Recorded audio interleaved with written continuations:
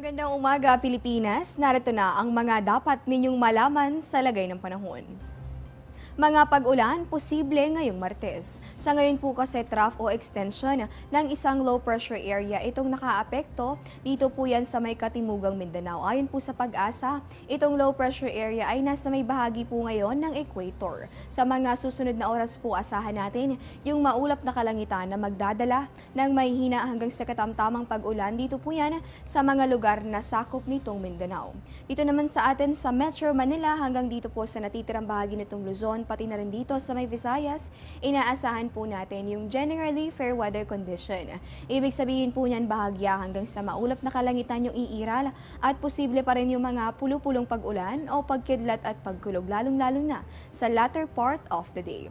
Samantala po kung ating matatandaan, isang low pressure area yung nasa boundary natin kahapon yung ating binantayan. At 4:30 nga nitong Lunes, tuluyan na po yung lumabas dito sa ating boundary at sa ngayon wala na pong sama ng panahon na dominante sa alinmang bahagi nitong ating bansa. Diyan lamang po kayo, magbabalik pa po kami matapos ang isang paalala. Life is a journey. Each morning is a step closer to our goals. Every day, we discover new things, new meanings, new heights. As we move constantly in life, we need to feel at home. That is why we surround ourselves with things that give us reasons to enjoy and cherish life to the fullest. The Luxent Hotel.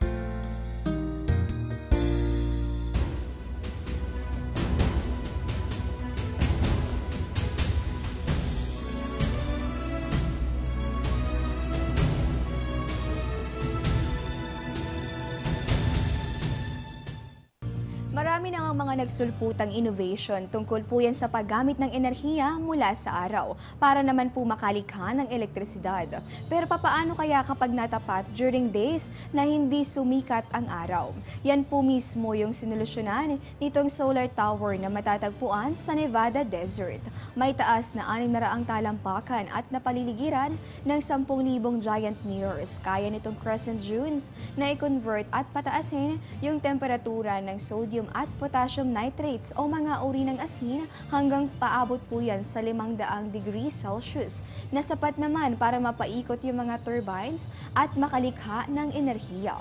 Sa ngayon po kaya nitong mag-supply ng 10 oras ng enerhiya na sapat naman para mapailawan yung 75,000 ng mga kabahayan sa bahaging puyan ng Amerika. At yan po muna ang latest mula rito sa Pag-asa DOST. Ito po ang Panahon TV kung saan walang pinipiling panahon ang pagbibigay impormasyon. Ako po si Desiree Jonio. Magandang umaga po sa inyong lahat.